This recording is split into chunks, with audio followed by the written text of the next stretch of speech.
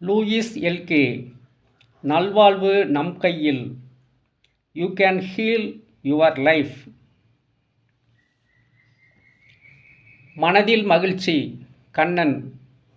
வாசிக்க இருப்பது: தனது பிறப்புறுப்பு புற்றுநோயை மருந்து மாத்திரைகள் இன்றி குணப்படுத்தி வெற்றி கண்ட லூயிஸ் அம்மையாரின் வாழ்க்கை வரலாறு.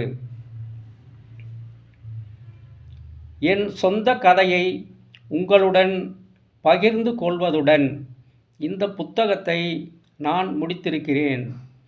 நாம் எங்கிருந்து வந்திருக்கிறோம் என்பதோ, நம் வாழ்க்கை எவ்வளவு தரம் தாழ்ந்ததாக இருந்தது என்பதோ ஒரு பிரச்சனையே அல்ல. நம் வாழ்க்கையை முற்றிலுமாக மிகச்சிறந்த முறையில் மாற்றிக்கொள்ளலாம் என்று இந்த கதை உங்களுக்கு எடுத்துக்காட்டும் என்பது எனக்கு தெரியும்.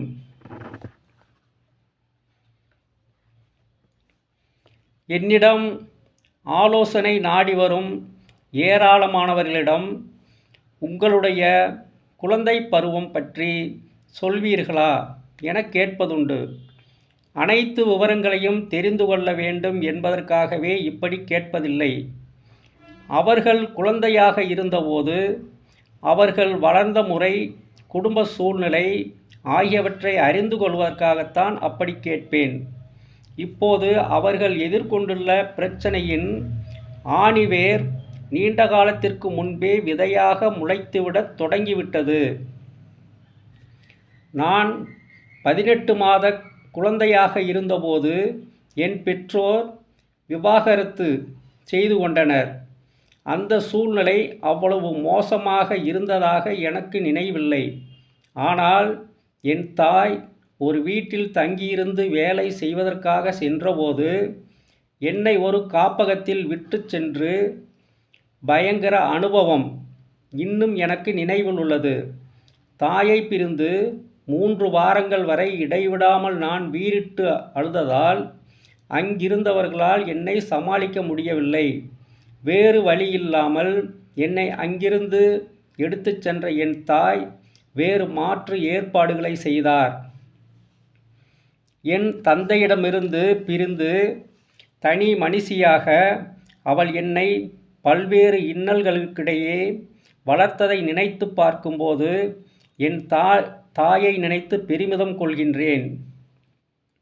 ஆரம்பத்தில் நான் அனுபவித்த பாசமும் பராமரிப்பும் பிறகு எனக்கு கிடைக்கவே இல்லை என்பது மட்டும் நன்றாக தெரிந்தது. தனது மற்றொரு கணவரின் மீது என் அம்மா அன்பு செலுத்தினாரா, அல்லது தாங்கள் வாழ்வதற்கு ஒரு வீடு வேண்டும் என்பதற்காக அவரை திருமணம் செய்து கொண்டாரா என்பதை என்னால் தீர்மானிக்க முடியவில்லை. அந்த நபர் ஐரோப்பாவில் ஜெர்மானிய குடும்பத்தில் கொடூரமான முறையில் வளர்க்கப்பட்டவர். ஒரு குடும்பத்தை எப்படி நடத்த வேண்டும் என்பதெல்லாம் அவருக்கு தெரியவில்லை. என் தாய்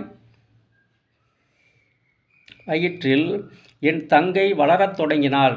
அப்போது 1930களின் பொருளாதார வீழ்ச்சி எங்களையும் பாதித்தது. வீட்டில் எப்போதுமே அடி, உதை, சித்திரவதை என்ற கொடுமைகள் தாண்டவமாடின. அப்போது எனக்கு 5 வயதுதான். கிட்டத்தட்ட அந்த சமயத்தில் பக்கத்தில் குடியிருந்த வயதான குடிகாரன் ஒருவன் என்னை பாலியல் பலாத்காரம் செய்தான். டாக்டர் என்னை மருத்துவ பரிசோதனை செய்தது இன்னும் எனக்கு நினைவிருக்கிறது. அந்த வழக்கு விசாரணை நீதிமன்றத்தில் நடைபெற்ற போது நான் தான் முக்கிய சாட்சி. அந்த குடிகார கிழவனுக்கு 15 வருட சிறை தண்டனை விதிக்கப்பட்டது. இதற்கு நீதான் காரணம் என எல்லோரும் என்னிடம் திரும்ப திரும்ப சொல்லி வந்ததால் அந்த ஆள் சிறையிலிருந்து விடுதலையானதும் என்னை பழிவாங்குவான் என பயத்துடன் பல வருடங்கள் பீதியில் நடுங்கிக் கொண்டிருந்தேன். என் குழந்தை பருவத்தில் பெரும்பாலான வருடங்களில் உடல் ரீதியாகவும் பாலியல் ரீதியாகவும் துன்புறுத்தப்பட்ட கொடுமைகளுக்கு ஆளானேன். என்னுடைய சுய கௌரவம் மேலும் மேலும் தரம் தாழ்ந்து போனது. எனக்கு எதுவுமே சரியாக நடக்காது என தோன்றியது. எனது இந்த மனோபாவத்தை வெளி உலகத்தில் பிரதிபலிக்க ஆரம்பித்தேன். பள்ளிக்கூட மாணவியாக இருந்தபோது நடந்த ஒரு சம்பவத்தை என் வாழ்க்கை அப்போது எப்படி இருந்தது என்பதற்கு ஒரு உதாரணமாகச் சொல்லலாம். எங்கள் பள்ளிக்கூடத்தில் ஒரு நாள் ஒரு விருந்து நிகழ்ச்சி நடைபெற்றது. எங்களுக்கு கொடுப்பதற்காக கேக் துண்டுகள் நிறைய இருந்தன. என்னைத் தவிர கிட்டத்தட்ட அனைத்து குழந்தைகளுமே வசதியான நடுத்தர குடும்பத்தைச் சேர்ந்தவர்கள். நான் மட்டும்தான் மிகவும் மோசமான உடை அணிந்திருந்தேன். வயிற்றில் பூச்சி வந்துவிடக்கூடாது என்பதற்காக தினமும் வீட்டில் நான் பச்சையாக பூண்டு சாப்பிட வேண்டியிருந்ததால் என்னிடம் எப்போதுமே அந்த நாற்றம் அடித்து கொண்டிருக்கும். வீட்டில் நாங்கள் கேக் சாப்பிட்டதே கிடையாது. அது எங்கள் சக்திக்கு அப்பாற்பட்ட விஷயம். பக்கத்து வீட்டில் இருந்த ஒரு பாட்டி வாரந்தோறும் 10 காசுகளும் என் பிறந்த நாள் மற்றும் கிறிஸ்மஸ் அன்று $1 கொடுப்பார். அவர் கொடுக்கும் 10 காசுகள் வீட்டுச் செலவுக்கு போய்விடும். வருடத்திற்கு 2 முறை கிடைக்கும் அந்த $1 வருடம் முழுவதும் நான் பயன்படுத்தும் உள்ளாடை வாங்குவதில் செலவாகிவிடும். அதுவும் மிகவும் மலிவான விலையில் கிடைக்கும் உள்ளாடையைத்தான் வாங்குவோம். அன்றைய தின பள்ளிக்கூட விருந்து நிகழ்ச்சியில் எங்களுக்கு கொடுப்பதற்காக கேக் துண்டுகளை கொண்டு வந்தார்கள். கிட்டத்தட்ட தினமும் வீட்டில் கேக் சாப்பிடும் பல குழந்தைகளுக்கு 2-3 துண்டுகள் கிடைத்தன. கடைசியாக நின்றிருந்த என்னிடம் ஆசிரியை வந்தபோது அந்த தட்டில் ஒரு கேக் துண்டு கூட இல்லை. ஏற்கனவே எனக்குள் பதிந்துவிட்ட நம்பிக்கை அன்றும் பலித்ததை என் கண்ணெதிரே நான் கண்டேன். நான் அருகதையற்றவள், எதையும் பெற தகுதி இல்லாதவள் என்ற அந்த நம்பிக்கைதான் அந்த கேக்கை பெற முடியாத நிலையில் என்னை கடைசியாக நிற்க வைத்தது என்று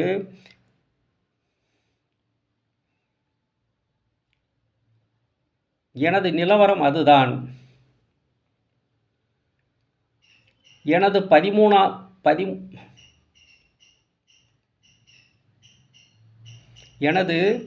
15வது வயதானபோது பாலியல் வன்கொடுமையை இனியும் பொறுக்க முடியாது என்று முடிவு செய்தேன். வீடு வீடாக பள்ளிக்கூடமாக ஓடிக்கொண்டிருந்தேன். ஓர் உணவகத்தில் உணவு பரிமாறும் வேலை கிடைத்தது. வீட்டில் செய்ய வேண்டியிருந்த கடுமையான வேலையை விட அது எனக்கு மிகவும் சுலபமான வேலையாக தோன்றியது. அன்புக்கும் அரவணைப்புக்கும் ஏங்கித் தவித்த நான் என் சுய மரியாதையை சீரழித்து கொண்டு யாரெல்லாம் என்னிடம் அன்பாக நடந்து கொள்கிறார்களோ அவர்களுக்கு நானே விரும்பி என் உடலை கொடுத்தேன். எனக்கு 16 வயது முடிந்த அந்த சமயத்தில் ஒரு பெண் குழந்தைக்கு தாயானேன். அந்த குழந்தையை என்னால் வளர்க்க முடியாது என்பதால் அன்பு நிறைந்த ஒரு நல்ல குடும்பத்தில் அந்த குழந்தையை ஒப்படைத்தேன். குழந்தை இல்லாமல் ஏங்கிக் கொண்டிருந்த அந்த தம்பதியினருக்கு என் குழந்தையை கொடுத்து விட்டேன்.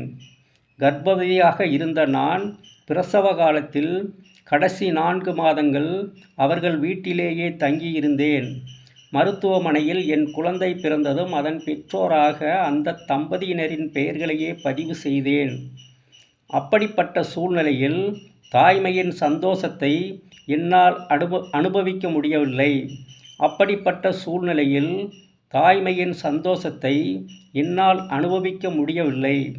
பறிகொடுத்த உணர்வு, குற்ற உணர்வு மற்றும் அவமானத்தை மட்டுமே அனுபவித்தேன். முடிந்தளவுக்கு அந்த அவமானத்திலிருந்து வெளியே வர வேண்டியிருந்தது. என்னைப் போலவே என் குழந்தையின் கால் விரல்களும் பெரிதாக இருந்தது. விரல்களும் பெரிதாக இருந்தது மட்டுமே எனக்கு நினைவுக்கு வருகிறது. ஒருவேளை எப்போதாவது என் குழந்தையை நான் சந்தித்தால் அவளுடைய கால் விரல்களை பார்த்தால் மட்டுமே என்னால் அடையாளம் கண்டுகொள்ள முடியும். பிறந்த 5 நாட்களில் என் குழந்தையிடமிருந்து பிரிந்து வந்தேன். உடனடியாக என் அம்மாவை தேடிச் சென்றேன். வாழ்க்கை முழுவதும் துயரத்திலும் வேதனையிலும் தவித்து வந்த அவரை சந்தித்து, என்னுடன் வந்துவிடு அம்மா, இனியும் நீ இப்படி கஷ்டப்பட வேண்டாம், நான் உன்னை இங்கிருந்து அழைத்துச் செல்வதற்காக வந்திருக்கிறேன் என்று கூறினேன். 10 வயதான எனது தங்கையை விட்டுவிட்டு என் அம்மா என்னுடன் வந்துவிட்டாள். எப்போதுமே அப்பாவின் செல்லமான என் தங்கை அவளுடைய அப்பாவுடன் இருந்துவிட்டாள். ஒரு சிறிய ஹோட்டலில் உணவு பாத்திரங்களை கழுவுவது, துப்புரவு பணி போன்ற வேலைகளை செய்யும் வாய்ப்பை வாங்கி கொடுத்ததோடு என் அம்மா சுதந்திரமாகவும் வசதியாகவும் தங்கி இருப்பதற்கான ஒரு வீட்டையும் ஏற்பாடு செய்து கொடுத்தேன். என் அம்மாவுக்கு நான் செய்ய வேண்டிய கடமையை நிறைவேற்றி விட்டதாக உணர்ந்தேன். பிறகு சிகாகோவில் 1 மாதம் தங்கியிருப்பதற்காக என் தோழி ஒருத்தியுடன் புறப்பட்ட நான் 30 வருடங்கள் வரை திரும்பவில்லை. குழந்தையாக இருந்த ஆரம்ப பருவத்தில் நான் அனுபவித்த வன்கொடுமைகள், அதனால் நான் எதற்குமே அருகதையற்றவள் என நினைத்து கொண்ட விரக்தி மனோபாவம் காரணமாக என்னை இழிவுபடுத்தி, அடித்து உதைத்து கொடுமைப்படுத்திய ஆண்களை என் வாழ்க்கையில் நானே ஈர்த்து கொள்ள நேரிட்டது. எஞ்சிய என் வாழ்க்கை முழுவதும் ஆண்களை பற்றி கேவலமாக நினைத்து கொண்டு அதே மாதிரியான வேதனையான அனுபவங்களுடன் வாழ வேண்டிய நிலையில்தான் இன்றும் கூட சிக்கி இருந்திருப்பேன். ஆனால் எப்படியோ படிப்படியாக ஆக்கப்பூர்வமான வேலையில் கிடைத்த அனுபவங்கள் மூலமாக என்னுடைய மதிப்பு உயர்ந்தது. கீழ்த்தரமான ஆண்கள் என் வாழ்க்கையிலிருந்து விலகத் தொடங்கினார்கள். முறைகேடாக பயன்படுத்தி கொள்ளத்தான் நான் தகுதி உடையவள் என்று என்னை அறியாமலேயே நான் நம்பிக்கொண்டிருந்த அந்த பழைய நிலவரத்திலிருந்து நான் விடுபட்டு விட்டதால் அப்படிப்பட்ட ஆண்களை நான் ஈர்க்கவில்லை. பெண்களை தங்கள் வெறித்தனத்திற்கு பயன்படுத்தி கொண்டு கொடுமைப்படுத்தும் எந்த ஒரு ஆணுக்கும் நான் ஒருத்தி இருப்பது கூட இப்போது தெரிந்திருக்காது. நம்முடைய மனோபாவமும் நிலவரமும் ஆக்கபூர்வமாக மாற்றமடையும் போது எதிர்மறையான சூழ்நிலைகளும் நபர்களும் நம்மை நோக்கி ஈர்க்கப்படுவது தொடரவே தொடராது. நம்முடைய மனோபாவமும் நிலவரமும் ஆக்கபூர்வமாக மாற்றமடையும் போது எதிர்மறையான சூழ்நிலைகளும் நபர்களும் நம்மை நோக்கி ஈர்க்கப்படுவது தொடரவே தொடராது. நம்முடைய மனோபாவமும் நிலவரமும் ஆக்கபூர்வமாக மாற்றமடையும் போது எதிர்மறையான சூழ்நிலைகளும் நபர்களும் நம்மை நோக்கி ஈர்க்கப்படுவது தொடரவே தொடராது. சிகாகோவில் ஒரு சில வருடங்கள் சாதாரண வேலைகளில் ஈடுபட்ட பிறகு நியூயார்க்கு புறப்பட்டு சென்றேன். அங்கு ஃபேஷன் மாடலாக பணியாற்றும் அதிர்ஷ்டம் கிடைத்தது. பெரிய பெரிய ஆடை அலங்கார வடிவமைப்பாளர்களுடன் மாடலாக பணியாற்றியது என்னுடைய சுய மதிப்பை பெருமளவுக்கு உயர்த்தி கொள்ள எந்த விதத்திலும் உதவி செய்யவில்லை.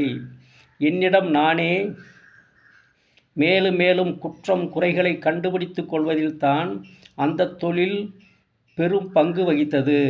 என் அழகை அங்கீகரிக்க நானே தயாராக இல்லை. ஃபேஷன் தொழிலில் பல வருடங்கள் ஈடுபட்டேன். அந்த சமயத்தில்தான் நான் சந்தித்த அற்புதமான படித்த ஓர் ஆங்கிலேய கணவனை திருமணம் செய்து கொண்டேன். நாங்கள் உலகெங்கும் பயணம் செய்தோம். அமெரிக்க வெள்ளை மாளிகையில் கூட ஒரு விருந்து நிகழ்ச்சியில் பங்கேற்றோம். நான் ஒரு பிரபல மாடலாக இருந்தும் அற்புதமான ஒரு கணவர் வாய்த்திருந்தும் என் சுய மதிப்பு தாழ்ந்த நிலையிலேதான் இருந்தது. உள்முகமாக சில பயிற்சிகளை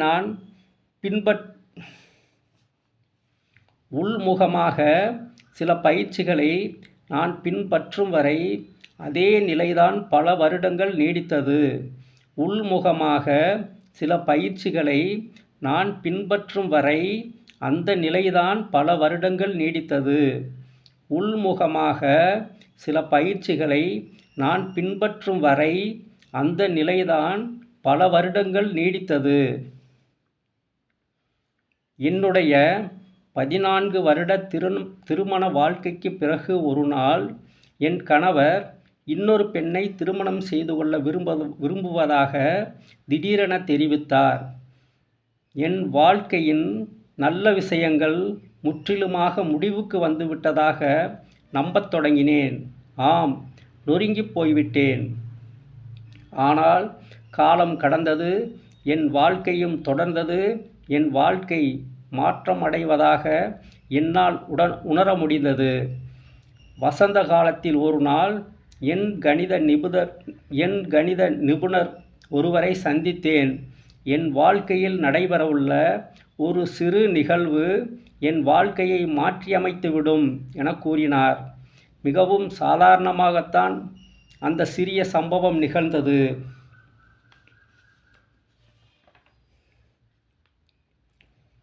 பல மாதங்கள் வரையில் அதன் முக்கியத்துவத்தை நான் உணரவில்லை.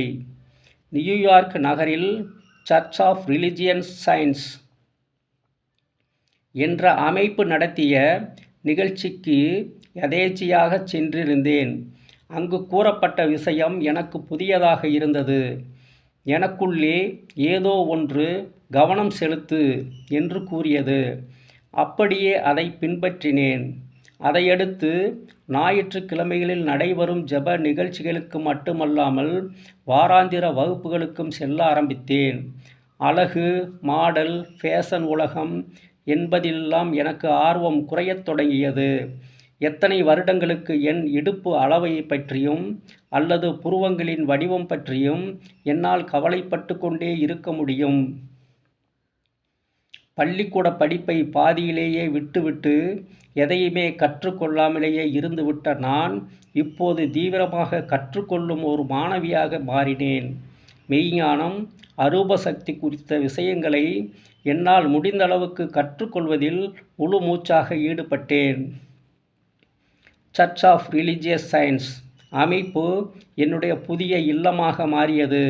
எனது வாழ்க்கையின் பெரும்பாலான நடவடிக்கைகள் வழக்கம் போலவே தொடர்ந்தாலும் நான் கற்று வந்த புதிய கல்வி எனது நேரத்தை மேலும் மேலும் அதிகமாக எடுத்துக்கொண்டது.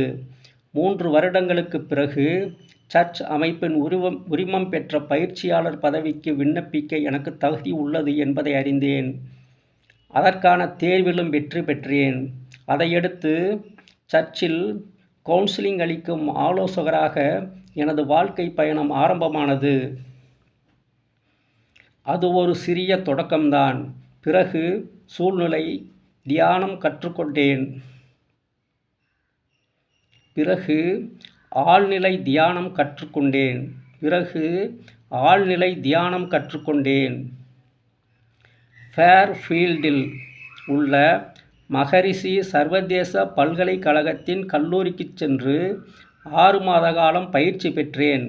அந்த சந்தர்ப்பத்தில் அந்த கல்லூரி எனக்கு மிகவும் பொருத்தமான இடமாக அமைந்தது.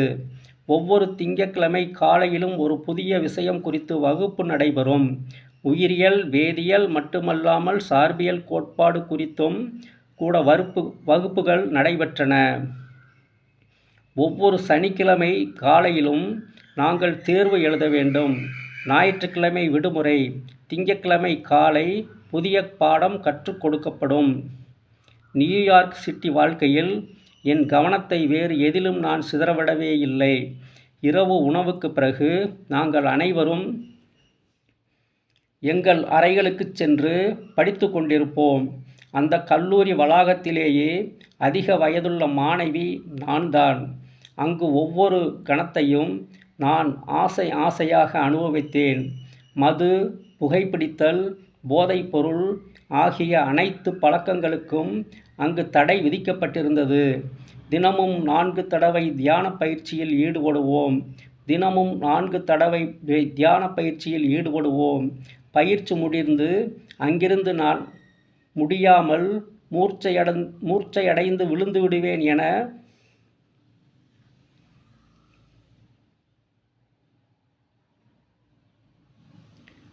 பயிற்சி முடிந்தது.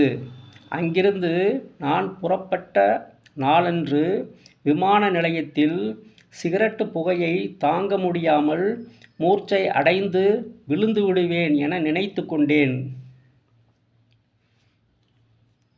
நியூயார்க் திரும்பியதும் முன்பை போல சர்ச் பணிகளை மேற்கொண்டேன். தேவாலயம் பிரார்த்தனை நிகழ்ச்சிகள் நடத்துவதற்கான பயிற்சியில் பங்கேற்றேன். சர்ச் மற்றும் அதன் சமூக நலப்பணிகளில் மிகவும் தீவிரமாக ஈடுபட்டேன்.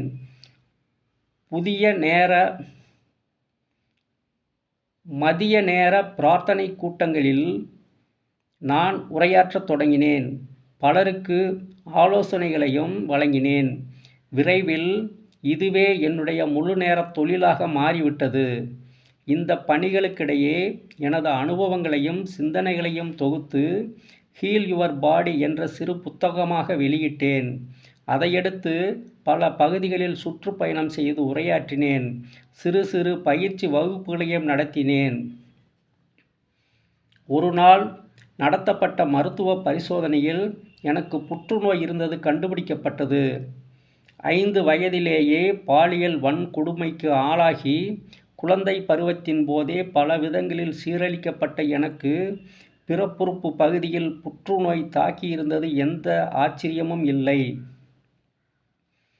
புற்றுநோயால் தாங்கள் பாதிக்கப்பட்டிருப்பதை அறிந்து கொண்ட யாரும் எப்படி இடிந்து போவார்களோ அதைப்போலவே நானும் கொடிய வேதனையில் தவித்தேன்.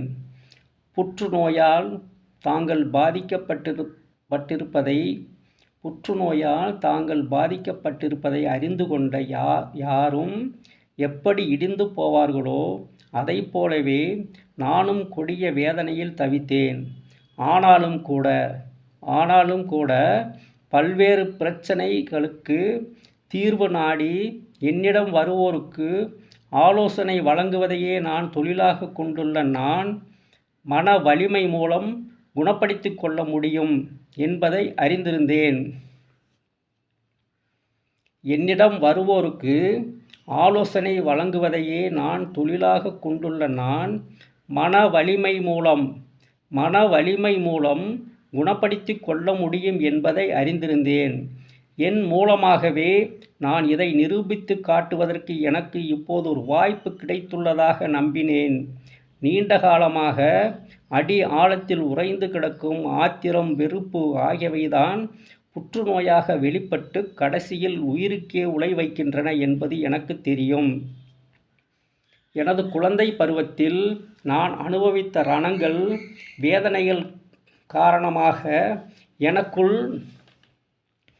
வேர்விட்டிருந்த கோபத்தையும் ஆத்திரத்தையும் இத்தனை காலமாக நான் கைவிட தயாராக இருந்ததில்லை. இனியும் நேரத்தை வீணடிக்கக்கூடாது என்று முடிவு செய்தேன். நான் மேற்கொள்ள வேண்டிய முயற்சிகளும் பணிகளும் நிறைய இருந்தன.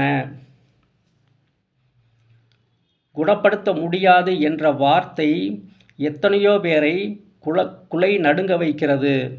ஆனால் என்னை பொறுத்தவரையில் இந்த குறிப்பிட்ட நிலையை எந்தவிதமான வெளிப்புற முயற்சிகளாலும் குணப்படுத்த முடியாது என்பதுதான் உண்மை. குணப்படுத்துவதற்கான வழிமுறைகளை நமக்குள்ளேயே நாம் தேடி பார்க்க வேண்டும். புற்றுநோய்க்கு காரணமான என்னுடைய மனோபாவத்தை அப்படியே வைத்துக்கொண்டு புற்றுநோயிலிருந்து விடுபட அறுவை சிகிச்சை செய்து கொண்டேன் என்றால், மருத்துவர்கள் லூயிஸின் புற்றுநோய் கட்டிகளை அகற்றுவதற்காக தொடர்ந்து அறுவை சிகிச்சையை நடத்தி கொண்டே இருப்பார்கள். லூயிஸின் கதை முடியும் வரையிலும் இந்த அறுவை சிகிச்சை தொடர்ந்து கொண்டேதான் இருக்கும். இதை நான் விரும்பவில்லை. புற்றுநோய் கட்டியை அறுவை சிகிச்சை மூலம் அகற்றிக்கொண்டு அந்த நோய்க்கு காரணமான எனது மனோபாவத்தையும் நான் முற்றிலுமாக கைவிட்டிருந்தேன் என்றால் அந்த நோய் மீண்டும் என்னை தாக்காது.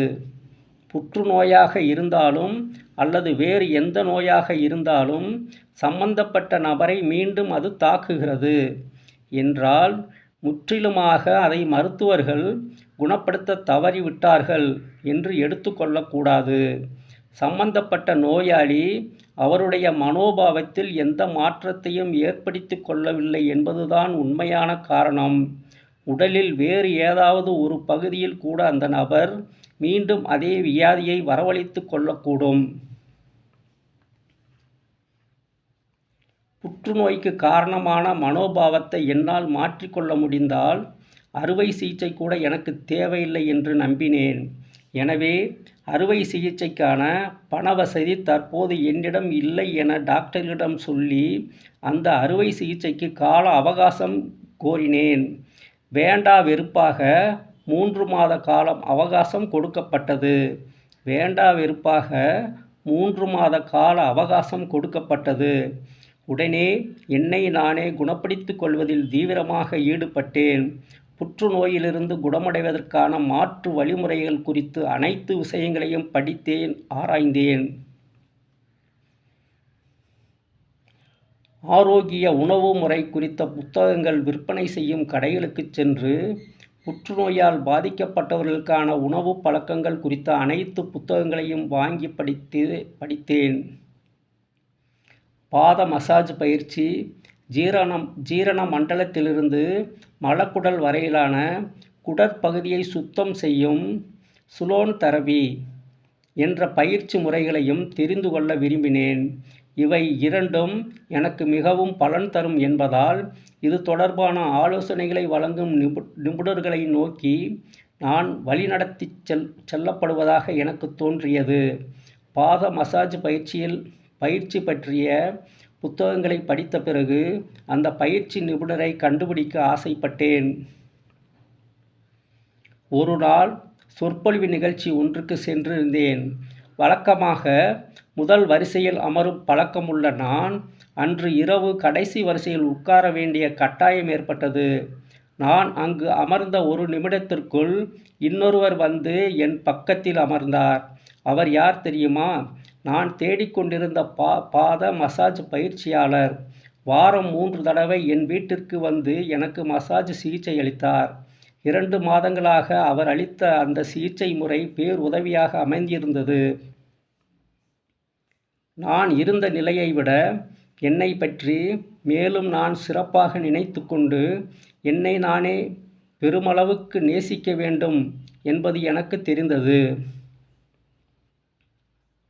என்னை நானே பெருமளவுக்கு நேசிக்க வேண்டும் என்பது எனக்கு தெரிந்தது.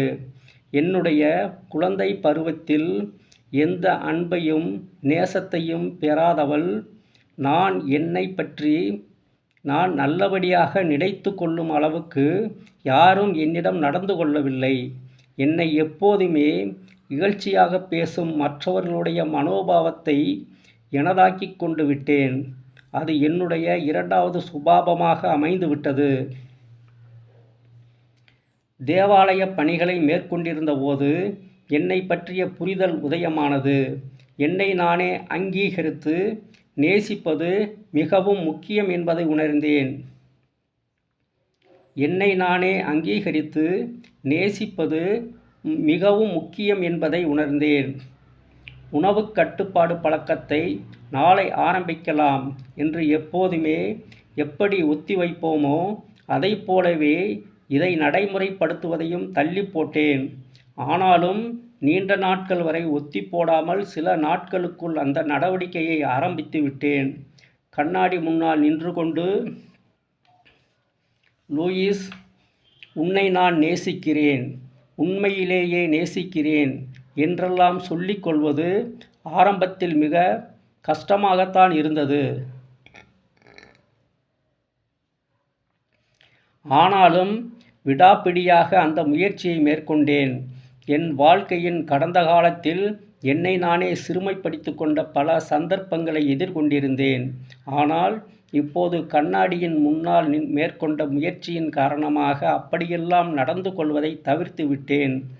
அந்த பயிற்சி காரணமாக என்னை நானே நேசிப்பதில் ஓரளவுக்கு முன்னேறிவிட்டேன். நான் சிறு குழந்தையாக இருந்ததிலிருந்து வளர்த்து கொண்டிருந்த கோபத்தை விலக்கிக் கொள்ள வேண்டும். என்னை நானே குறை சொல்லிக் கொள்வதையும் நான் கட்டாயமாக தவிர்க்க வேண்டியிருந்தது. உண்மைதான், என்னுடைய குழந்தை பருவம் பலவிதமான வன்கொடுமைகளில் மன ரீதியான, உடல் ரீதியான, பாலியல் ரீதியான சிக்கி வதைப்பட்டது. ஆனால் அவையெல்லாம் பல வருடங்களுக்கு முன் நடந்தவை. அவை நான் இப்போது என்னை நடத்தி கொண்டிருக்கும் முறையை எந்த விதத்திலும் நியாயப்படுத்திவிட முடியாது. நான் என்னை மன்னித்து கொள்ளவில்லை என்பதால் என் உடலை புற்றுநோயின் மூலம் நானே உருக்குலைத்து கொண்டிருந்தேன். எனக்கு நிகழ்ந்த சம்பவங்களை எல்லாம் கடந்து வர வேண்டிய தருணம் அப்போது வந்துவிட்டதாக நினைத்தேன். எந்த மாதிரியான அனுபவங்கள் அந்த நபர்களை ஒரு குழந்தையிடம் இப்படி நடந்து கொள்ள தூண்டியது என்று புரிந்து கொள்ள வேண்டிய நேரம் வந்துவிட்டது.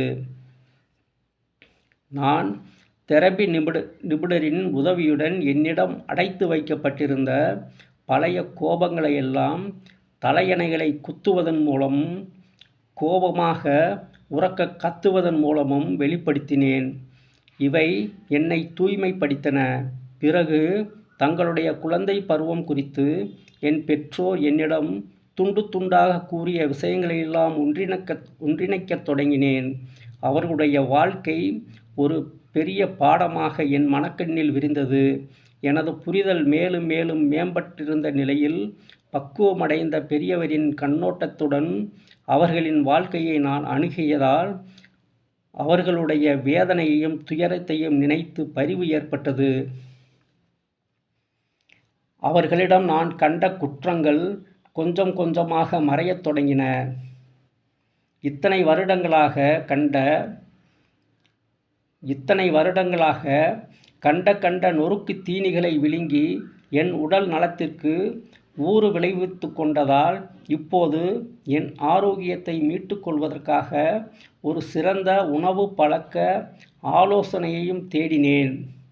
நொறுக்கு தீனிகளால் உடல் ஆரோக்கியம் பாதிக்கப்படுவதோடு சீர்கேடான சிந்தனைகள் மண்டி மனநிலையை சீர்குலைத்து விடுகிறது என்பதை தெரிந்து கொண்டேன். நொறுக்கு தீனிகளால் உடல் ஆரோக்கியம் பாதிக்கப்படுவதோடு சீர்கேடான சிந்தனைகள் மண்டி மனநிலையை சீர்குலைத்து விடுகிறது என்பதை தெரிந்து கொண்டேன். எனவே மிகவும் கடுமையாக உணவு கட்டுப்பாடு விதிமுறைகளை பின்பற்றினேன். என் உணவில் பச்சை காய்கறிகளை பெருமளவுக்கு சேர்த்து கொண்டேன். அத்தோடு அந்த முதல் மாதத்தில் வாரத்திற்கு 3 தடவை குடல் பகுதிகளை தூய்மைப்படுத்தும் சுலோன் தெரபி சிகிச்சையை தவறாமல் பின்பற்றினேன். மனம் மற்றும் உடலை முற்றிலுமாக தூய்மைப்படுத்திக் கொள்வதற்காக நான் மேற்கொண்ட நடவடிக்கைகள் நல்ல பலன் தந்தன. அறுவை சிகிச்சைக்கு அவசியமே ஏற்படவில்லை. மருத்துவ பரிசோதனையில் எனக்கு புற்றுநோய் இருந்தது கண்டுபிடிக்கப்பட்ட 6 மாதங்களுக்கு பிறகு என்னை பரிசோதித்த டாக்டர் புற்றுநோய்க்கான ஒரு அறிகுறி கூட என்னிடம் காணப்படவில்லை என உறுதி செய்தார்கள். இது ஏற்கனவே எனக்கு தெரிந்த விஷயம்தான். இதோ இப்போது என்னுடைய தனிப்பட்ட அனுபவம் மூலம் மன வலிமையால் நோயை குணப்படுத்த முடியும் என்பதை நான் தெரிந்து கொண்டு விட்டேன். என்னுடைய தனிப்பட்ட அனுபவம் மூலம் மன வலிமையால் நோயை குணப்படுத்த முடியும் என்பதை நான் தெரிந்து கொண்டு விட்டேன். நமது சிந்தனை முறையை மாற்றிக்கொண்டு நம்பிக்கையுடன் நாம் செயல்பட தயாரானால் குணமடைய முடியும் என்பதில் சந்தேகமே இல்லை. சில சமயங்களில் மிக மோசமான துயரமாக தோன்றுவது நம்முடைய வாழ்க்கையில் மிகச்சிறந்த நன்மைகளை தரும் அற்புத வாய்ப்பாக மாறிவிடுகிறது. சில சமயங்களில் மிக மோசமான துயரமாக தோன்றுவது நம்முடைய வாழ்க்கையில் மிகச்சிறந்த நன்மைகளை தரும் அற்புத வாய்ப்பாக மாறிவிடுகிறது. என்னுடைய புற்றுநோய் சிகிச்சை அனுபவத்திலிருந்து நான் கற்றுக்கொண்டவை ஏராளம். முக்கியமாக, வாழ்க்கை ஒரு புதிய கண்ணோட்டத்துடன் மதிக்கத் தொடங்கினேன். உண்மையிலேயே எனக்கு எது முக்கியம் என்பதை ஆராய்ந்து பார்த்து ஒரு முடிவுக்கு வந்தேன்.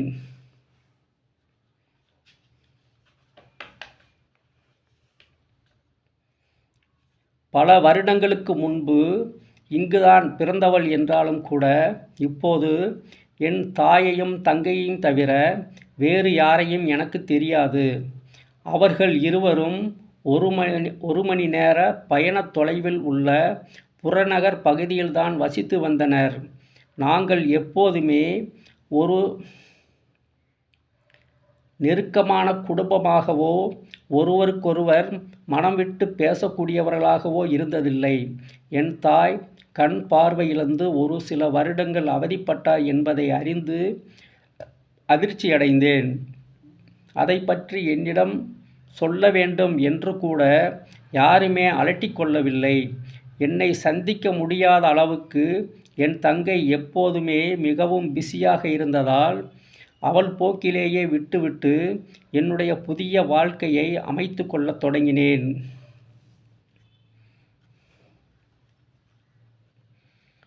உங்கள் உடலை குணப்படுத்திக் கொள்ளுங்கள், ஹீல் யுவர் பாடி என்ற எனது சிறிய புத்தகம் எனக்காக பல கதவுகளை திறந்துவிட்டது.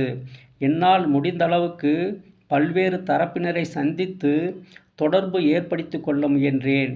என்னை நானே அறிமுகப்படுத்தி கொண்டு உரிய சந்தர்ப்பத்தில் எனது சிறிய புத்தக பிரதியை கொடுத்து நல்லுறவை வளர்த்து கொண்டேன். முதல் 6 மாதங்களில் அடிக்கடி கடற்கரைக்கு சென்றேன். எனது தொழில் சூடுபிடித்து விட்டால் இந்த மாதிரி ஓய்வு நேரத்தை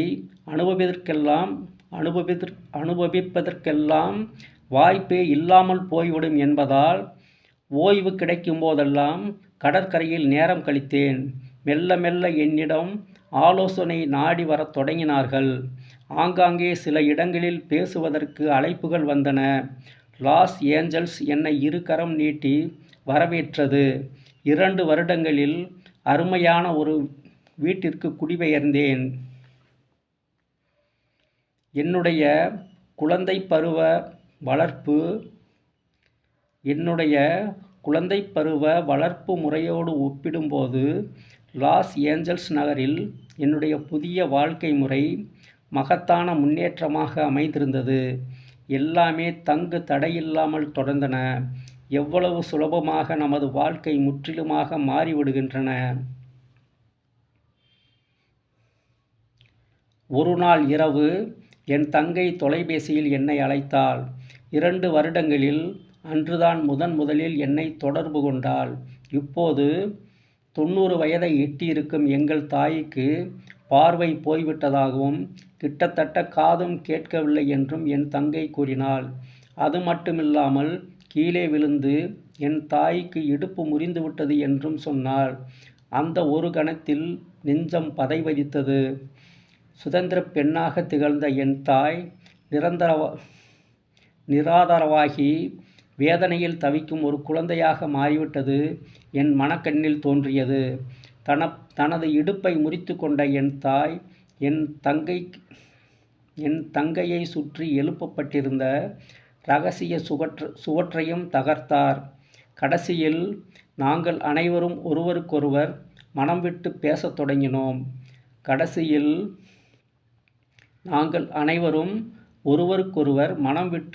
தொடங்கினோம். அப்போதுதான் என் தங்கையும் கடுமையான முதுகுவலியால் பாதிக்கப்பட்டு உட்காரவும் நடக்கவும் முடியாமல் அவதிப்பட்டு வந்தாள் என்பதை தெரிந்து கொண்டேன். தனது வேதனைகளை தனக்குள்ளே புதைத்து கொண்டு துயரத்தில் சிக்கியிருந்த அவள் குண்டாகி விடக்கூடாது என்பதற்காக தேவையான அளவு கூட உணவு உண்ண மறுக்கும் மனநோயாலும் பாதிக்கப்பட்டிருந்தாள். அவளை பாதித்துள்ள நோய்கள் பற்றி அவள் கணவன் எதுவுமே தெரிந்து கொள்ளாதவனாக இருந்தான்.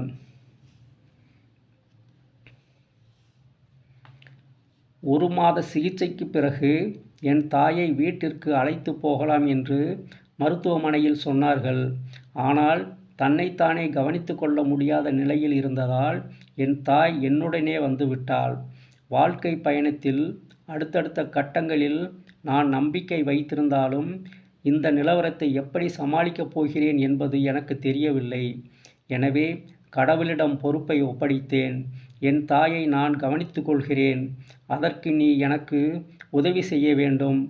பண உதவியை நீதான் வழங்க வேண்டும் கடவுளே என்று பிரார்த்தனை செய்தேன்.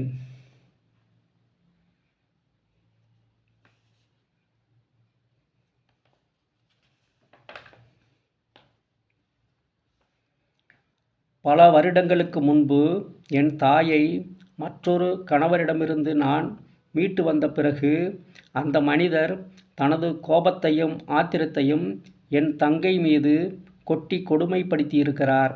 அந்த கொடிய வேதனைகளை எல்லாம் அனுபவிக்க வேண்டிய துயரத்திற்கு என் தங்கை ஆளானாள்.